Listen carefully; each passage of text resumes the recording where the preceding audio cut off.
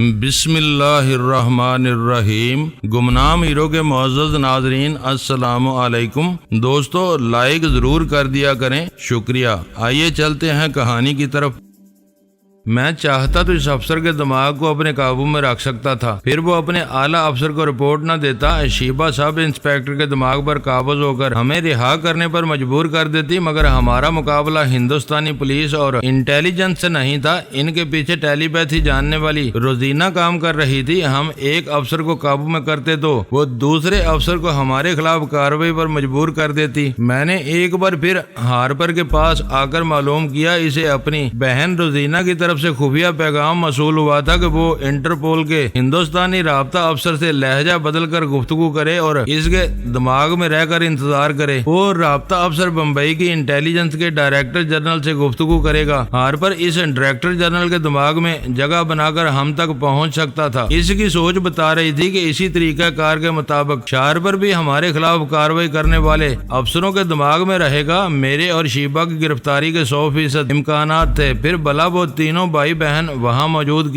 کیسے نہ ہوتے؟ اگر ہم سب انسپیکٹر کی تحویل سے نکل جاتے تو اس اجنبی شہر میں چھپنا آسان نہ ہوتا۔ ہم ہوٹل میں واپس نہیں جا سکتے تھے۔ مشکل یہ تھی کہ شیبہ یہودی تھی، یورپ اور مشرق وسطی کی زبانیں جانتی تھی، مگر ہندی اردو اچھی طرح نہیں جانتی تھی۔ اسے ہندوستانی عورت کے روپ میں چھپایا نہیں جا سکتا تھا۔ میں عارضی میک اپ میں تھا۔ دشمن اپنے اعلی کار افسروں کے ذریعے منٹوں میں میک اپ اتروا سکتے تھے، ساری دنیا کو میرا اصلی چہرہ دکھا سکتے تھے۔ یہاں شیبہ اور آمنہ کو چہرے سے کوئی پہچانتا نہیں تھا، مگر تل ابید سے شیبہ کی تصویریں منگوا کر شناخت کی جا سکتی تھی۔ آمنہ کی شناخت ہوتی یا نہ ہوتی، لیکن اس کا سٹائل اور لڑنے کا انداز دیکھ کر اس پر سونیا ہونے کا شبہ برقرار رہتا۔ ہم تھانے پہنچ گئے۔ مجھے مردانہ اور ان دونوں کو زنانہ لاکب میں رکھا گیا۔ اس پولیس اسٹیشن میں تمام سپاہی مستعد نظر آ رہے تھے، کیونکہ بڑے بڑے افسران وہاں پہنچنے والے تھے۔ میں نے ماسک مین کو مخاطب کیا، پھر کہا میں بمبئی پہنچ کر پھنس گیا ہوں۔ اس وقت جوہو پولیس اسٹیشن کے لاک اپ میں شیبہ اور آمنہ کے ساتھ ہوں۔ میں سمجھ گیا ہارپر اور شارپر کا داؤ چل گیا ہے۔ میں عورتوں کے معاملے میں بدنام ہوں۔ مجھ پر ایک عورت کا داؤ چل رہا ہے اور وہ عورت ان کی بہن روزینہ ہے، وہی لیڈی روزینہ جو شمالی امریکہ میں ایک بہت بڑے فارم کی مالک تھی اور جو مجھے ٹریپ کر کے زیر زمین دنیا میں لے گئی تھی۔ اس کمبخت نے مجھے دوسری بار پھنسایا ہے۔ آپ یقیناً حراست سے نکلنا چاہیں گے۔ میرے 3 مقاصد ہیں، ایک تو حراست سے نکلنا، دوسرے ہیرا سوامی کو ہیروں تک نہ پہنچنے دینا اور ہندوستان میں ہی اسے مجبور کرنا کہ وہ ماں جی کو بیوی اور آنند کو بیٹا تسلیم کرے، تیسرے یہ کہ شارپر ہارپر اور رزینہ کو سبق آموز شکست دینا۔ آپ اپنے طور پر جو کر سکتے ہیں کرتے رہیں، میں اپنے طور پر خفیہ ذرائع استعمال کر رہا ہوں۔ آپ تینوں کو وہاں سے نکال کر کسی دوسرے ملک میں پہنچا دینا کوئی مشکل نہیں ہے، مگر آپ ہندوستان میں کچھ عرصہ رہنا چاہتے ہیں تو اس کے لیے کچھ مسائل کا سامنا ہوگا۔ بہرحال میں دیکھتا ہوں کہ کیا کر سکتا ہوں۔ آپ مجھ سے برابر رابطہ رکھیں۔ میں نے رابطہ ختم کر دیا، پھر کسی سوچ کی لہر کو محسوس کرتے ہی سانس روک لی۔ اس کے بعد شیبہ کو مخاطب کیا۔ اس نے کہا ابھی میں آئی تھی، کچھ بتاؤ، یہاں کس قسم کا بیان دینا ہوگا؟ صاف اور سیدھی بات کہہ دینا تم شیبہ ہو۔ یہ کیا کہہ رہے ہو؟ دشمن مجھے مار ڈالیں گے۔ انہوں نے ایک ڈمی شیبہ کو مار کر غلطی کی ہے۔ یہ بات انہیں معلوم ہے کہ بابا صاحب کے ادارے میں 2 عدد ڈمی تیار کی گئی تھی۔ میں یہ تاثر دوں گا کہ تم دوسری ڈمی ہو۔ دشمن تمہیں نقصان پہنچانے سے پہلے اصل اور ڈمی کے مسئلے میں سنجیدگی سے غور کرتے رہیں گے۔ آمنہ کیا بیان دے گی؟ یہی کہ وہ آمنہ ہے، پہلے اسے ڈمی شیبہ کی نگرانی پر مامور کیا گیا تھا، اب بھی جس کے ساتھ ہے وہ اصل ہے یا نقل؟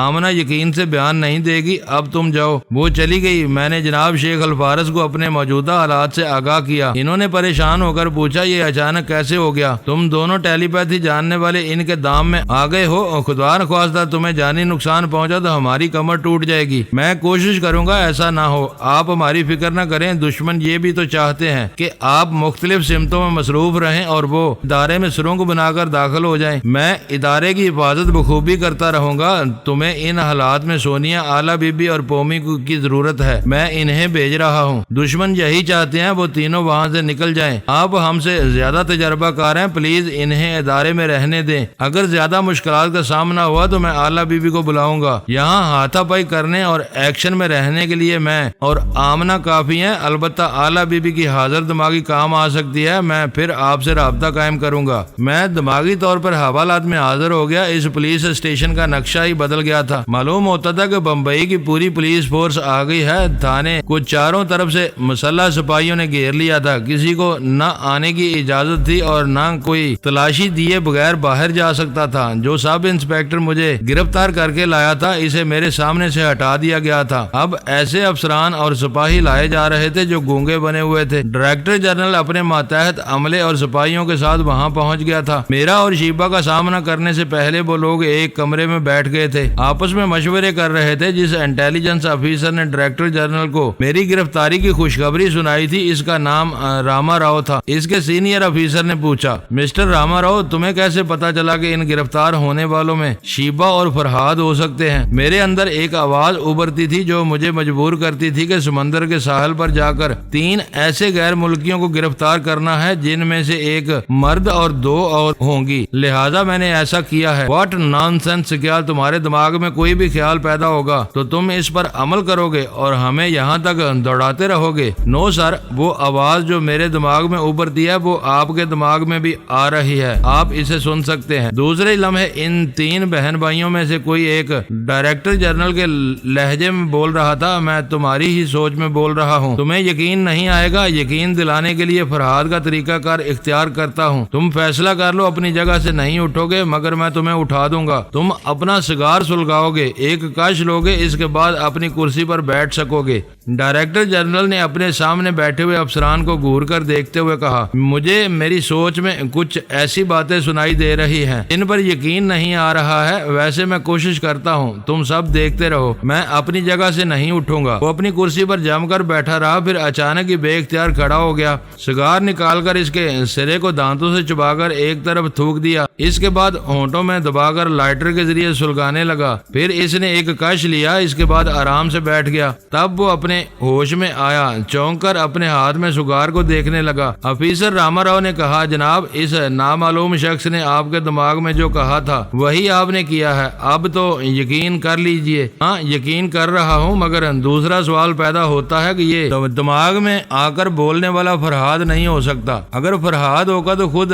کسی فرحاد کو کیوں گرفتار کرائے گا؟ یہ اس کی چال ہو سکتی ہے، کسی ڈمی فرحاد کو گرفتار کرانے کے بعد ہمارے ملک میں آزادی سے گھومنا پھرنا چاہتا ہوگا، ادھر ہم مطمئن رہیں گے کہ ہم نے ایک فرحاد علی تیمور کو گرفتار کر کے اپنے ہاں بند کر رکھا ہے۔ جیسا کہ آپ جانتے ہیں، تازہ ترین اطلاعات کے مطابق 3 نئے ٹیلی پیتھی جاننے والے پیدا ہو گئے ہیں اور یہ تینوں فرحاد کے خلاف محاذ بنائے ہوئے ہیں، انہوں نے پیرس میں بابا صاحب کے ادارے والوں کی نیندیں اڑا دی ہیں، فرحاد جہاں بھی جاتا ہے اس کے راستے کی رکاوٹ بن جاتے ہیں اور اسے بے نقاب کر دیتے ہیں، جیسا کہ ہمارے ہاں کر رہے ہیں۔ ایک سینئر افسر نے کہا، ہم مان لیتے ہیں تم نے فرحاد کو گرفتار کرایا ہے، اگر واقعی وہ فرحاد ہے تو تمہاری آواز سننے کے بعد وہ بھی ہم سب کے درمیان ہوگا۔ ہم 2 طرف سے ٹیلی پیتھی جاننے والوں کے شکنجے میں ہیں، ایک طرف وہ جو فرحاد کے دشمن ہے اور اسے ہمارے حوالے کر رہے ہیں، دوسری طرف فرحاد اپنے دشمنوں کے خلاف جوابی کارروائی کے لیے ہمارے پاس موجود ہے۔ ڈائریکٹر جنرل نے تائید میں سر ہلا کر سینئر افسر سے کہا، آپ نے بہت اچھا نقطہ بیان کیا ہے، اس وقت ہمارے دماغ دونوں طرف سے ٹیلی پیتھی جاننے والوں کے سامنے کھلی کتاب کی طرح ہے، اگر ہم پہلے کے خلاف کارروائی کرتے ہیں تو دوسرا دشمن ہو کر ہمیں دماغی اذیتیں پہنچائے گا، اگر دوسرے کی بات نہیں مانتے تو پہلا ہمیں نقصان پہنچا سکتا ہے۔ میرے کہنے کا مطلب یہ ہرگز نہیں ہے کہ ہم بزدل ہیں اور قانونی طور پر کسی بھی کارروائی سے گریز کرنا چاہتے ہیں، اصل بات یہ ہے کہ جو ہمارا ساتھ دے رہا ہے، جو ہمارا دوست بن رہا ہے اور جو فرحاد کے خلاف ہم سے کارروائی کرانا چاہتا ہے، اس کا فرض ہے کہ وہ ایک سچے دوست کی طرح ہمارے سامنے آئے، ہمیں تحفظ کی ضمانت دے، اس کے بعد ہم کسی کارروائی کا آغاز کریں گے۔ ایک افیسر نے بھرائی ہوئی آواز میں کہا، ہم نادیدہ قوت ہیں اور ابھی اس افسر کی زبان سے بول رہے ہیں، ہمارے درمیان جو بھی گفتگو ہوگی وہ اسی کے ذریعے ہوگی، آپ ہمیں سامنے آ کر دوستی کا ثبوت دینے کے لیے کہہ رہے ہیں، ایسا تو اس میدان کا پرانا کھلاڑی فرحاد بھی نہیں کر سکتا، وہ ہمیشہ چھپ کر رہتا ہے، ہم بھی چھپنے پر مجبور ہیں۔ ڈائریکٹر جنرل نے کہا، کوئی بات نہیں، نہیں، آپ صرف ہمیں تحفظ دیں۔ اس آفیسر نے بھرائی ہوئی آواز میں کہا، ہم تحفظ نہیں دیں گے اور آپ سے دوستی بھی نہیں کریں گے، مگر ایک سوال کریں گے۔ سب اسے سوالیہ نظروں سے دیکھنے لگے۔ اس نے پوچھا، کیا دوستی نہ کرنے اور ضمانت نہ دینے پر آپ ایک خطرناک مجرم کو چھوڑ دیں گے؟ اگر ایسا کر سکتے ہیں تو بے شک فرحاد کو رہا کر دیجئے، پھر دیکھیے آپ کے ملک میں کیسی کیسی تخریبی کارروائیاں ہوں گی۔ ڈائریکٹر جنرل نے پریشان ہو کر کہا، میں پیش آنے والے حالات کو سمجھ سکتا ہوں۔ فرحاد ہمارے گلے میں ہڈی کی طرح اٹک گیا ہے، نہ ہم اسے نگل سکیں گے نہ اگل سکیں گے۔ یہ ہڈی کسی طرح بھی گلے سے نکال کر بحر ہند میں پھینک دو۔ یہ اعزاز حاصل کرو کہ فرحاد علی تیمور کو تم لوگوں نے ختم کیا ہے اور ساری دنیا کو اس کی دہشت سے نجات دلائی ہے۔ واقعی ہم نے ایسا کیا تو انٹرپول جیسا ادارہ بھی ہندوستانی پولیس اور انٹیلیجنس کا لوہا مان لے گا، لیکن ہم نے فرحاد کے دھوکے میں کسی دوسرے شخص کو ہلاک کیا تو ہماری شامت آ جائے گی۔ وقت ضائع کرنے سے بہتر ہے فرحاد کو یہاں لایا جائے، سب کے سامنے اس کا میک اپ اتارا جائے۔ اس کا اصل روپ سامنے آئے گا تو شبے کی کوئی گنجائش نہیں رہے گی۔ ہمیں پہلے اس کے فرحاد ہونے کا یقین کرنا چاہیے۔ ڈائریکٹر جنرل نے اپنے ایک ماتحت افسر کو حکم دیا، تینوں کو یہاں لے آؤ۔ ماتحت افسر نے ہچکچاتے ہوئے کہا، سر اگر وہ فرحاد ہوا تو میرے دماغ میں پہنچ جائے گا۔ تمہیں کچھ بولنے کی ضرورت نہیں ہے، گونگے بن کر رہو۔ تمہارے ساتھ جانے والے سپاہی تینوں کو ہتھکڑیاں اور بیڑیاں پہنا کر لائیں گے۔ وہ ہچکچاتے ہوئے بولا، جناب گونگے بن کر رہنے سے کچھ نہیں ہوگا، وہ تو آنکھوں میں جھانک کر دماغ تک پہنچ جاتا ہے۔ ڈائریکٹر جنرل نے تمام افسران کو دیکھتے ہوئے پوچھا، کون اسے لائے گا؟ ایک افسر نے اپنی جگہ سے اٹھ کر کہا، آج تک فرحاد اور اس کے ساتھیوں کو نہ کوئی ہتھکڑی پہنا سکا نہ بیڑیاں۔ میرا مشورہ ہے کہ اس حوالات میں اسے بندوقوں کے سائے میں رکھ کر اس کا میک اپ اتارا جائے۔ تم جاؤ اس کا میک اپ اتارو، ہم چھپ کر دیکھیں گے۔ معاف کیجیے گا سر، آپ لوگ چھپ کر بیٹھیں گے اور میں قربانی کا بکرا بن جاؤں گا، یہ کوئی انصاف کی بات نہیں۔ مجھ سے زیادہ ذمہ دار افراد یہاں موجود ہیں، آپ ان کی خدمات حاصل کریں۔ ڈائریکٹر جنرل اپنی جگہ سے اٹھ کر کھڑا ہو گیا، غصے سے کہنے لگا، آرڈر ماننا سپاہی کا پہلا فرض ہوتا ہے کہ اپنے افسر کے حکم پر جان کی بازی لگا دے۔ آج کوئی آپ کے حکم پر فرحاد کے سامنے جان کی بازی لگانے نہیں جائے گا۔ ڈائریکٹر جنرل نے کہا، یہ ہمارا پولیس ڈپارٹمنٹ ہے، مجھے شرم آ رہی ہے تم لوگوں پر۔ ٹیلی پیتھی جاننے والوں نے جس افسر کو رابطے کا ذریعہ بنایا ہوا تھا وہ بھرائی ہوئی آواز میں کہنے لگا، آپ لوگ اس مسئلہ نہ بنائیں، میں کسی کے بھی دماغ پر قبضہ جما کر اسے فرحاد کے پاس جانے اور اس کا میک اپ اتارنے پر مجبور کر سکتا ہوں۔ ایک افسر نے کمرے میں داخل ہو کر سلام کرتے ہوئے کہا، جناب آرمی ایکشن ہو گیا ہے، معلوم ہوتا ہے یہ کیس ہمارے ہاتھ سے نکل جائے گا۔ ڈائریکٹر جنرل اٹھ کر کھڑا ہو گیا، کہنے لگا، کیا کہہ رہے ہو؟ آپ باہر جا کر دیکھیں، فوجی آ گئے ہیں، تھانے کو چاروں طرف سے گھیر لیا ہے۔ پولیس اسٹیشن کے اندر اور باہر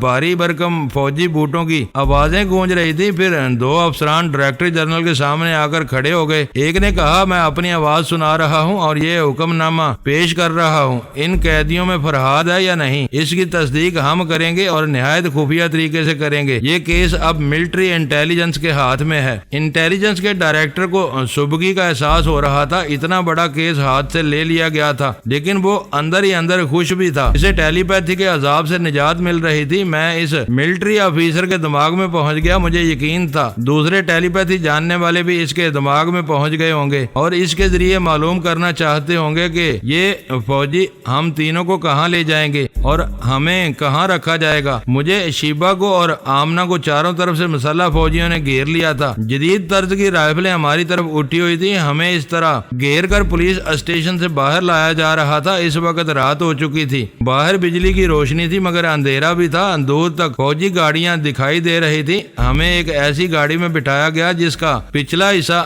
کیبن کی طرح تھا، اسے باہر سے مکفل کیا جا سکتا تھا۔ ہمیں وہاں بٹھا کر دروازے کو لاک کر دیا گیا۔ ہمارے آس پاس 4 مسلح فوجی بیٹھے ہوئے تھے۔ میں جس فوجی افسر کے دماغ میں تھا وہ تھانے میں رہ گیا، ہماری گاڑی آگے بڑھ گئی، یعنی اب ہمارے اس فوجی افسر سے کوئی رابطہ نہیں رہا تھا، نہ ہی وہ جانتا تھا کہ ہمیں کہاں لے جایا جائے گا اور کہاں رکھا جائے گا۔ یہ بات ہمارے دشمن ٹیلی پیتھی جاننے والوں کے لیے پریشان کن تھی۔ وہ کسی کے دماغ میں بھی جگہ بنا کر دیکھتے رہنا چاہتے تھے کہ ہمارے ساتھ کیا سلوک ہو رہا ہے، کیا ہمیں چپکے سے مار ڈالا جائے گا یا ہم کسی طرح بچ نکلیں گے۔ انہیں ہمارے بچ نکلنے کی زیادہ امید تھی، صرف وہی کیا، تمام دشمن یہ کہتے تھے کہ کاتب تقدیر نے مجھے زندگی بھر زندہ رکھنے کا وعدہ کیا ہے۔ میں نے ہارپر کے پاس پہنچ کر دیکھا، وہ خیال خوانی میں مصروف تھا اور جوہو پولیس اسٹیشن کے ایک پولیس افسر کے دماغ میں تھا۔ وہیں اس کی بہن اور بھائی بھی تھے، وہ سب پیچو تاب کھا رہے تھے۔ میں اپنی دو ساتھیوں کے ساتھ آسانی سے نکل گیا، اس کی وہ توقع نہیں کر سکتے تھے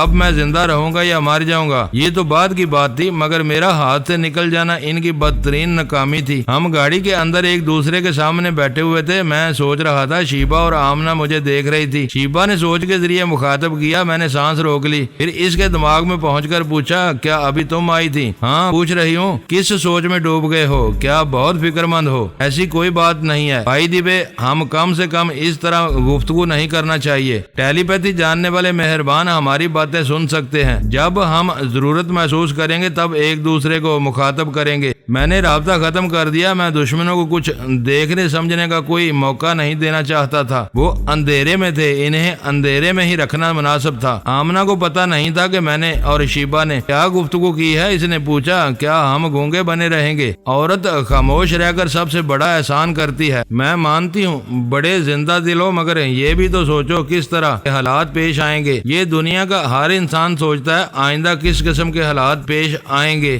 آدمی خواہ مصیبت میں گرفتار ہو یا آرام سے ایئر کنڈیشن کمرے میں لیٹا ہو، وہ آنے والے وقت کے لیے بے چین رہتا ہے، آرام سے رہ کر بھی آرام سے نہیں رہ سکتا، کبھی اٹھ کر بیٹھتا ہے، کبھی بیٹھ کر لیٹتا ہے، پھر اٹھ کر ٹہلنے لگتا ہے۔ آنے والا وقت کیسا ہوگا، اچھا ہوگا یا برا ہوگا؟ دنیا کے کروڑوں لوگ آنے والے لمحے کے لیے اس قدر بے چین ہوتے ہیں، اس قدر تڑپتے ہیں اور اندر ہی اندر پریشان ہوتے ہیں، اور جب وہ آنے والا وقت آ جاتا ہے پھر ہم دوسرے آنے والے وقت کے لیے پریشان ہونے لگتے ہیں۔ شیبہ میری باتوں پر مسکراتی جا رہی تھی۔ آمنہ نے کہا، اللہ، میں نے اتنی لمبی تقریر کے لیے نہیں کہا تھا، ویسے تمہاری زندہ دلی سے سمجھ گئی ہوں، ہمیں خود کو حالات کے دائرے پر چھوڑ دینا چاہیے۔ ہم جہاں بیٹھے ہوئے تھے وہاں سے باہر دیکھ نہیں سکتے تھے، دو طرف دو چھوٹے چھوٹے روشن دان تھے، ہم اٹھ کر دیکھنا چاہتے تو رات کی تاریکی میں باہر کچھ نظر نہ آتا۔ جدھر ڈرائیور کی سیٹ تھی اس طرف ایک چھوٹی سی کھڑکی بنی ہوئی تھی جسے دوسری طرف سے کھولا اور بند کیا جا سکتا تھا۔ ہم نے دیکھا وہ سامنے والی کھڑکی کھل گئی تھی، میں صاف طور سے ڈرائیور کو دیکھ سکتا تھا، وہ ڈرائیور ڈرائیونگ میں مصروف تھا۔ اس کے پاس بیٹھا ہوا ایک افسر ذرا جھک کر کھڑکی سے جھانکتے ہوئے بولا، ہیلو فرحاد۔ میں نے جواب نہیں دیا۔ اس نے کہا، کھڑکی کے قریب آؤ، میں کچھ کہنا چاہتا ہوں۔ میں قریب آ گیا۔ اس نے آہستگی سے کہا، می فرام ماسک مین۔ میں نے چونک کر اسے دیکھا، وہ مسکراتے ہوئے بولا، یہ جو تمہارے ساتھ فوجی بیٹھے ہوئے ہیں یہ اپنے ہی بندے ہیں، ڈرائیور بھی ہمارا آدمی ہے، گویا یہ پوری گاڑی تمہاری ہے۔ میں نے مسکرا کر کہا، تھینک یو۔ اور کچھ؟ ہمارے آگے پیچھے 3 گاڑیاں ہیں، ایک گاڑی آگے جا رہی ہے، 2 پیچھے آ رہی ہیں، ہمیں ان گاڑیوں کو ڈاج دینا ہے، مگر اس طرح کہ ہم پر بھی کوئی بات نہ آئے اور تم تینوں بھی صاف بچ نکلو۔ کیا آپ نے کوئی منصوبہ بنایا ہے یا مجھے بنانا ہوگا؟ ہمارے منصوبے کے مطابق جب یہ گاڑیاں گورے گاؤں سے گزر رہی ہوں گی تب اچانک دھماکے ہوں گے، ان گاڑیوں کو روکنے کی کوشش کی جائے گی، جیسے ہی پہلا دھماکہ ہو تم سب نیچے لیٹ جانا، کیونکہ ہمارے آدمی فائرنگ کے ذریعے اس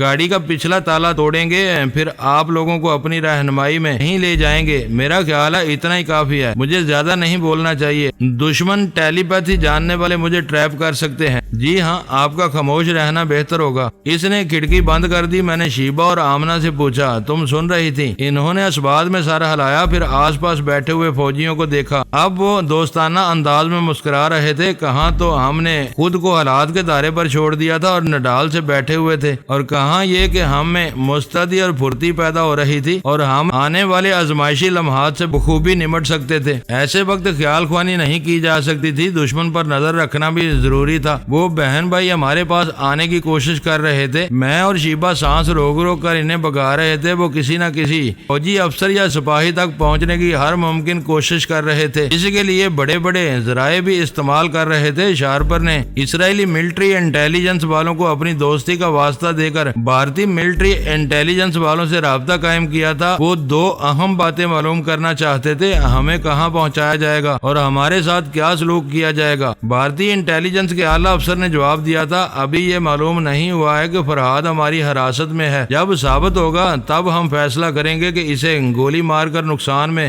رہیں یا دوست بنا کر فائدہ حاصل کریں۔ یہودی افسر نے بھارتی افسر کو سمجھایا، فرحاد مسلمان ہے، پیدائشی طور پر پاکستانی ہے، وہ بھارت کے مفاد میں کبھی کام نہیں کرے گا۔ اگر اسے پہلی فرصت میں گولی مار دی جائے تو بھارت کو 3 ٹیلی پیتھی جاننے والوں کی قوت حاصل ہو سکتی ہے۔ ادھر سے آخری فیصلہ کن جواب ملا، پہلے فرحاد کی شناخت ہونے دو، پھر مذاکرات کا دور شروع ہوگا۔ دوسرے بھائی ہارپر نے امریکی حکام کے ذریعے بھارتی حکام سے رابطہ قائم کیا، وہاں سے جواب ملا، ہماری ملٹری انٹیلیجنس فرحاد کے متعلق سوچ سمجھ کر فیصلہ کرے گی، ہم اس معاملے میں مداخلت نہیں کر سکتے۔ امریکہ اور اسرائیل کی جانب سے سمجھایا گیا فرحاد کو گرفتار کرنے کا کوئی ایک راستہ ہوتا ہے، مگر اس کے لیے فرار کے ہزاروں راستے نکل آتے ہیں۔ دونوں حکومتوں نے حفاظتی اقدامات کے سلسلے میں اپنی خدمات پیش کی۔ یہ دعویٰ کیا گیا کہ فرحاد اور اس کی ساتھی عورتوں کو جہاں بھی چھپا کر قید کیا جائے گا، امریکہ کے خلائی جاسوس سیارے ان قیدیوں کی نگرانی کریں گے، ان کے فرار ہونے کی ہر کوشش کو ناکام بنا دیں گے۔ اس مقصد کے لیے ان تینوں قیدیوں کو جس کال کوٹڑی میں چھپایا جائے گا وہاں سے خلائی سیارے کا رابطہ کر دیا جائے گا۔ اس طرح ہارپر کو ہمارے قید خانے کا علم ہو جاتا، مگر بھارت کو ملٹری انٹیلیجنس نے ہمیں ایسی جگہ چھپا کر رکھنے کا فیصلہ کیا تھا جہاں دوست اور دشمن ممالک کا کوئی جاسوس نہیں پہنچ سکتا تھا۔ میرا خیال خوانی کا ارادہ نہیں تھا، پھر بھی خیالات پڑتا رہا۔ پھر یک بار کی دھماکے کی آواز نے چونکا دیا۔ شیبہ چیخ مار کر میرے پاس آئی، میں اسے لے کر سیٹ کے نیچے پہنچ گیا۔ حالات بڑے سنگین تھے۔ آمنہ دوسری سیٹ کے نیچے بلی کی طرح گرا کر دیکھ رہی تھی، کچھ کہنے کا موقع نہیں تھا، پاس آ نہیں سکتی تھی کیونکہ ہمارے اور اس کے درمیان فوجی لیٹے ہوئے تھے۔ دھماکے کے چند لمحے بعد ہی ہماری گاڑی ایک طرف تیزی سے گھوم گئی تھی، باہر قیامت خیز فائرنگ ہو رہی تھی، گولیاں گاڑی کے آہنی دروازے پر لگ رہی تھی۔ پھر ایک جھٹکے سے دروازہ کھل گیا، کسی نے کہا کم آن ہری اپ۔ ہم تینوں تیزی سے سرکتے ہوئے دروازے تک پہنچنے لگے۔ آگے پیچھے والی گاڑیاں نظر نہیں آ رہی تھی کیونکہ ہماری گاڑی نے گھوم کر رخ بدل لیا تھا۔ اس طرح ہم فائرنگ کی زد میں نہیں تھے۔ 4 آدمیوں نے ہمیں گھیر لیا تھا، ہمیں کھینچتے ہوئے لے جا رہے تھے۔ انہوں نے دھماکے کے لیے موزوں جگہ کا انتخاب کیا تھا، وہ ایک پہاڑی کے دامن سے گزرنے والی سڑک تھی۔ نہ جانے ہمارے کتنے حمایتی تھے جو پہاڑی چٹانوں اور پتھروں کی آڑ سے فائرنگ کر رہے تھے اور فوجیوں کو پیش قدمی سے روک رہے تھے۔ ہم جلد ہی ایک غار میں پہنچ گئے۔ 2 آدمیوں نے ہمیں ٹارچ اور اسٹین گنیں دی، پھر کہا یہ غار آپ کو جہاں تک لے جائے آپ چلے جائیں، اس کے دوسری طرف ہیلی کاپٹر آپ کے لیے موجود ہے۔ شیبہ نے ٹارچ سنبھال لی، میں نے اور آمنہ نے اسٹین گنیں لیں، پھر اس غار کے اندر دوڑنے لگے۔ وہ انجانا راستہ تھا مگر فرار کا واحد راستہ تھا۔ ہمارے لیے جان کی بازی لگانے والوں نے غلط نہیں کہا تھا۔ تقریباً 2 فرلانگ تک دوڑتے رہنے کے بعد ہم غار سے نکلے۔ سامنے میدان میں ایک ہیلی کاپٹر کی سرخ بتی جل رہی تھی، وہاں پہنچتے ہی پنکھا گردش کرنے لگا۔ ایک شخص ہماری رہنمائی کرتا ہوا ہیلی کاپٹر تک آیا۔ جب ہم سوار ہو گئے تو وہ چلا گیا۔ پائلٹ نے مجھ سے مصافحہ کرتے ہوئے کہا، ماسک مین کا حکم ہے، میں اپنی آواز آپ کو سنا دوں، کیا آپ مطمئن ہیں؟ میں نے اس کے شانے کو تھپکتے ہوئے کہا، ٹھیک ہے، فلائی کرو۔ ہیلی کاپٹر فضا میں بلند ہونے لگا۔ میں نے ماسک مین کو مخاطب کرتے ہوئے کہا، آپ کا بہت بہت شکریہ، ہم ان کے گرفت سے نکل آئے ہیں اور ہیلی کاپٹر میں پرواز کر رہے ہیں۔ ماسک مین نے اطمینان کا اظہار کرتے ہوئے کہا، فوراً میک اپ اتار لیں، آپ کے ہوٹل کا سامان شاید ہیلی کاپٹر میں پہنچ گیا ہے۔ میں نے سوچ کے ذریعے پائلٹ سے پوچھا۔ اس نے کہا، جی ہاں، سیٹ کے پیچھے خواتین کے 2 جوڑے ہیں، آپ کے کمرے میں صرف ایک بیگ تھا، اس میں لباس نہیں تھا، میں نے اپنا لباس سیٹ کے پیچھے رکھ دیا ہے۔ آپ پرواز کے دوران چہرے اور لباس میں تبدیلی لے آئیں، وہاں آئینہ اور میک اپ کرنے کا سامان رکھا ہوا تھا۔ میں نے میک اپ اتارتے ہوئے پوچھا، پرواز کتنی دیر جاری رہے گی؟ صرف 40 منٹ، اتنی دیر میں ایئر فورس کے ہیلی کاپٹر ہماری تلاش میں نکل پڑیں گے، میں آپ لوگوں کو ایک جگہ ڈراپ کر دوں گا۔ شیبہ ہیلی کاپٹر میں لباس تبدیل کرتے ہوئے ہچکچا رہی تھی۔ آمنہ نے کہا، ہم پچھلی سیٹ پر ہیں، شرماتی کیوں ہو؟ جب میدان عمل آئی ہو تو پتہ نہیں کیا کچھ کرنا پڑے گا۔ فرحاد تم ادھر نہ دیکھنا۔ میں ان کے سامنے والی سیٹ پر تھا، وینشنگ کریم کے ذریعے اپنا میک اپ اتارتے ہوئے آئینے میں خود کو دیکھتے ہوئے بولا، ابھی تو میں اپنا چہرہ دیکھ رہا ہوں اور سوچ رہا ہوں مجھے میک اپ کے بغیر رہنا چاہیے۔ میں نے اس فیصلے پر سنجیدگی سے غور کیا۔ سمجھ میں یہی آیا کہ میری تصویریں زیادہ سے زیادہ پولیس تھانوں میں دی جائیں گی، زیادہ سے زیادہ تشہیر کی جائے گی۔ میرے دشمن اچھی طرح سمجھتے ہیں میں کبھی اصلی چہرے کے ساتھ اتنی آزادی سے گھومنا پھرنا پسند نہیں کرتا، ہمیشہ میک اپ میں میں رہتا ہوں، لہذا وہ مجھ سے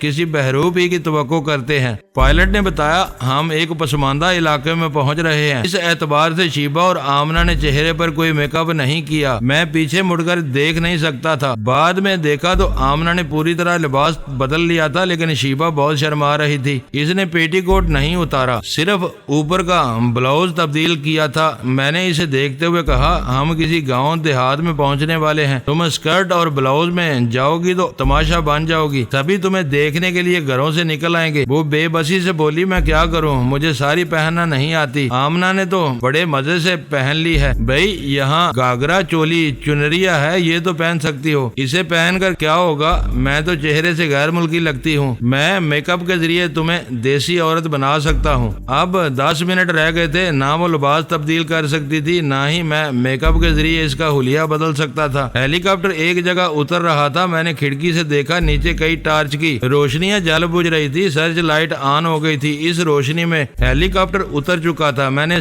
سلائڈنگ ڈور کو ایک طرف سرکاتے ہوئے دیکھا، تقریباً 20 مسلح افراد دوستانہ انداز میں ہاتھ ہلا رہے تھے۔ میں نیچے آیا، پھر وہ دونوں آ گئیں۔ پائلٹ سے سوچ کے ذریعے رابطہ قائم کیا۔ اس نے کہا جناب اجازت دیجیے، میں جا رہا ہوں، یہاں آپ دوستوں میں ہیں، یہ لوگ یہاں سے آگے سفر کے انتظامات کر دیں گے۔ وہ ہیلی کاپٹر پھر فضا میں بلند ہونے لگا۔ ہم ان مسلح افراد کے درمیان ایک جیپ کے پاس آئے۔ وہ پرانے ماڈل کی جیپ تھی۔ ایک قادداور بڑی بڑی مونچھوں والے جوان نے جیپ کی طرف اشارہ کرتے ہوئے کہا ہم غریب لوگن کی گاڑی ہے، میں بیٹھ جاؤ۔ ہم بیٹھ گئے۔ اس مونچھوں والے شخص نے اسٹیئرنگ سیٹ سنبھالتے ہوئے کہا ہم اس علاقے کے ٹھاکر ہیں، کونوں چنتا نہیں کرو، رات ہماری بستی میں بسرام کرو، بور ہوتے ہی جدھر فرماؤ گے یہ ٹھاکر ادھر پہنچاوے گا۔ اس نے جیپ سٹارٹ کی تو ایسا لگا جیسے زلزلہ آ گیا ہو، وہ دائیں بائیں ڈگمگا رہی تھی۔ جب آگے بڑھ کر چلنے لگی تو خطرہ لاحق ہوا کہ جیسے پردے الگ ہو جائیں گے، ہم سڑک کے کنارے گریں گے اور جیپ آگے نکل جائے گی۔ وہ گاڑی یقیناً دوسری جنگ عظیم کی یادگار تھی۔ شیبہ میرے بازو کو مضبوطی سے تھام کر مجھ سے لگ گئی۔ آمنہ نے مجھے دیکھا، پھر شیبہ کو دونوں ہاتھوں سے تھام کر اپنی طرف کر لیا، اسے اپنے بازوؤں میں چھپا لیا، پھر آہستگی سے کہا جیپ پرانی ہے مگر مضبوط ہے، تم اس طرح ذرا سی بات سے سہم جاؤ گی اور فرہاد کا سہارا تلاش کرو گی تو بے باکی سے اپنے طور پر حالات کا مقابلہ کرنا نہیں سیکھ سکو گی۔ جیپ کسی بستی کی طرف جا رہی تھی، اندھیرے میں دور تک نظر نہیں آتا تھا، البتہ جیپ کے آس پاس مسلح افراد دوڑتے آ رہے تھے جیسے پرانے زمانے کے غلام راجے مہاراجے کی سواری کے ساتھ دوڑتے جاتے ہیں، بالکل وہی منظر تھا۔ کوئی آدھے گھنٹے کے بعد ہلکی سی روشنی دکھائی دینے لگی جسے دور رکھے ہوئے دیے ٹمٹما رہے ہوں۔ قریب پہنچنے پر پتہ چلا وہ مکانوں کی کھڑکیاں اور دروازوں سے جھلکنے والی روشنیاں تھی۔ میں ٹھاکر کے خیالات پڑھنے لگا، پتہ چلا وہ ریڈ پاور کا پروردہ ہے، لیکن اسے یہ نہیں بتایا گیا ہے کہ ہم کون ہیں۔ وہ بستی 50 مکانوں اور دکانوں پر مشتمل تھی، پوری بستی پر ٹھاکر کی حکمرانی تھی اور یہ حکمرانی ریڈ پاور کی بدولت تھی۔ وہ اسے بھاری اسلحہ، بارود، شراب کی بوتلیں اور منہ مانگی رقمیں دیتا تھا۔ اس کے عوض اس بستی کو اور وہاں کے قریبی میدان کو بلیک پورٹ کے طور پر استعمال کرتا تھا۔ وہ علاقہ ریڈ پاور کا خفیہ ایئرپورٹ تھا، وہ اپنے جاسوسوں کو رات کی تاریکی میں وہاں پہنچاتا تھا۔ ہندوستان میں ریڈ پاور کے ایسے کئی اڈے تھے۔ سیاست میں دوستی اور دشمنی ایک ساتھ چلتی ہیں، جس سے دوستی ہوتی ہے اسی کو سرپردہ دھوکہ بھی دیا جاتا ہے۔ مثلا بھارتی حکومت کے تعلقات ماسک مین کے ملک سے بہت مضبوط اور مستحکم تھے۔ اس ملک سے بھارت کے دفاع اور اقتصادی امداد حاصل ہوتی تھی۔ اس کے باوجود ریڈ پاور نے بھارتی حکومت سے چھپا کر ایسے خفیہ اڈے قائم کر رکھے تھے۔ ٹھاکر کی سوچ پڑھتے وقت پتہ چلا اس کی نیت میں کھوٹ ہے۔ وہ میرے ساتھ 2 حسین عورتوں کو دیکھ کر سوچ رہا تھا ایک کے پاس 2 کیوں ہیں، ہم دونوں کے پاس ایک ہونا چاہیے۔ وہ دوسرے معاملات میں قابل اعتماد تھا مگر عورتوں کے معاملے میں اس پر بھروسہ نہیں کیا جا سکتا تھا۔ ہماری جیپ بستی کی جس سڑک سے گزر رہی تھی اس کے اطراف کے تمام مکانات کے دروازے کھل گئے تھے۔ مسلح مرد اور 16 سنگار کی ہوئی عورتیں باہر آ رہی تھیں۔ بستی میں بجلی نہیں تھی۔ اپنے گھر سے نکلنے والی عورتوں مرد ہاتھ میں لالٹین لیے ہماری گاڑی کے پیچھے چلے آ رہے تھے۔ پھر ایک بہت بڑے برگد کے درخت کے سائے میں گاڑی رک گئی۔ اس کے سائے میں ایک بہت بڑا سا گول چبوترا تھا۔ وہاں جتنے لوگ جمع ہوئے اتنی ہی لالٹینیں آ گئی، اتنی روشنی ہو گئی جیسے بجلی کے بلب روشن ہو گئے ہوں۔ ٹھاکر چاہتا تو لاکھوں روپے خرچ کر کے اس علاقے میں بجلی لے آتا، لیکن ریڈ پاور کی طرف سے اجازت نہیں تھی۔ وہ بلیک پورٹ کو بجلی کے بغیر ہمیشہ ہمیشہ تاریکی میں رکھنا چاہتے تھے۔ ہم گاڑی سے اتر کر ٹھاکر کے پیچھے چلتے ہوئے چبوترے کے اوپر آ گئے۔ بستی کے لوگ سامنے دور تک پھیلے ہوئے تھے۔ ٹھاکر نے انہیں مخاطب کرتے ہوئے کہا، ای ہمارے مہمان ہیں، خوب دھیان سے سن لو۔ ای رات ہماری بستی میں بسرام کریں گے، بور بلے چلے جائیں گے۔ ایک جوان عورت جو خوب بن ٹھن کر آئی تھی، اس نے آگے بڑھ کر پوچھا، اے ٹھاکر، یہ دو لگائی کا تمہارے گھر رہیں گی؟ ٹھاکر نے کہا، ای ہماری مہمان ہے، ہمارے گھر رہیں گی، تم کاہے پوچھو؟ تو عورت نے ہاتھ نچا کر کہا، ارے پوچھنے کی ضرورت ہے، تمہارے منہ سے رال ٹپکتی دکھائی دیت ہے۔ اس بات پر سب ہنسنے لگے۔ میں نے ہاتھ اٹھا کر خاموش رہنے کا اشارہ کرتے ہوئے کہا، ہم اپنی مرضی کے مہمان ہیں، یہاں رہ بھی سکتے ہیں اور جا بھی سکتے ہیں۔ رہنے کی شرط یہ ہے کہ ہم تینوں کو کسی کا خالی مکان ملنا چاہیے، ورنہ ہم کسی کی مداخلت پسند نہیں کریں گے۔ ٹھاکر کو میری بات ناگوار گزری۔ اس نے کہا، ارے واہ، تم مہمان ہو مگر ہٹلر بن کر حکم دے رہے ہو۔ ای ہماری بستی ہے، ادھر ہمارا حکم چلتا ہے۔ وہ آگے بھی کچھ کہنا چاہتا تھا، میں اتنی دیر میں اس کے دماغ سے اس کے باس کا نام پڑ چکا تھا۔ اس کا نام چندر بان تھا۔ میں نے کہا، ٹھاکر، میں تمہارا نہیں، چندر بان کا خاص مہمان ہوں۔ تمہارا حکم بستی والوں پر چل سکتا ہے مگر مجھ پر نہیں۔ مجھے مجبور کرو گے تو میں ابھی ٹرانسمیٹر کے ذریعے چندر بان سے رابطہ قائم کروں گا اور یہاں کا کوئی مکان اپنے لیے خالی کرا لوں گا یا گاڑی منگوا کر یہاں سے چلا جاؤں گا۔ ایک قد آور جوان رائفل کاندھے سے لٹکائے چبوترے کے اوپر آیا۔ وہ تعلیم یافتہ تھا۔ مجھ سے انگریزی میں کہنے لگا، آپ ناراض نہ ہوں، میں ٹھاکر جسپال ہوں، بڑے ٹھاکر کا دستے راست۔ آپ صرف چندر بان کے نہیں، ہمارے بھی مہمان ہیں۔ آپ کے لیے یہاں ایک مکان خالی کر دیا جائے گا اور آپ کی مرضی کے بغیر کوئی شخص وہاں داخل نہیں ہوگا۔ ٹھاکر کو اپنی بے عزتی کا احساس ہو رہا تھا۔ وہ نیچی نظروں سے بستی والوں کو دیکھ رہا تھا، پھر غصے سے بھڑک کر بولا، اے جسپال، کا انگریزی میں گٹ پٹ کرت ہو؟ اپنے باپ دادا کی بھاشا بولو۔ ارے کا ہم اتنے نادان ہیں؟ کا ہم اپنے مہمان کی سیوا کرنا نہیں جانت ہیں؟ ارے ای سامنے والا مکان خالی کرائے دیو، ای ہمارے انگریزی مہمان ہیں، ان کے لیے سور کا گوشت پکاؤ۔ مجھے اس پر بڑا غصہ آیا۔ میں نے اسے آگے کہنے کا موقع نہیں دیا۔ جب بھی کہنا چاہتا تھا زبان لڑکھڑانے لگتی تھی۔ سب لوگ اپنی اپنی لالٹن سر سے اونچی کیے اس کی طرف حیرانی سے دیکھ رہے تھے۔ میں نے اس کے دستے راز سے کہا، مسٹر جسپال، ہم تو شراب پیتے ہیں، نہ ہی حرام جانور کا گوشت کھاتے ہیں۔ ہو سکے تو سیدھے سادے انداز میں اپنے گھر کا کھانا کھلاؤ اور ہمیں آرام کرنے دو۔ جسپال نے کہا، آپ جیسا چاہیں گے ویسا ہی ہوگا، مگر آرام کرنے کی بات نہ کریں۔ آپ مہمان ہیں، آپ کے آنے کی خوشی میں آج رات بھر ناچ گانا ہوتا رہے گا، آپ کو شریک ہونا چاہیے۔ دوستو، ویڈیو کو لائک ضرور کر دیا کریں۔ ISI پاک آرمی زندہ باد، پاکستان پائندہ باد۔ معزز ناظرین، اپنا خیال رکھیے گا اور اپنے اس چینل کا بھی شکریہ۔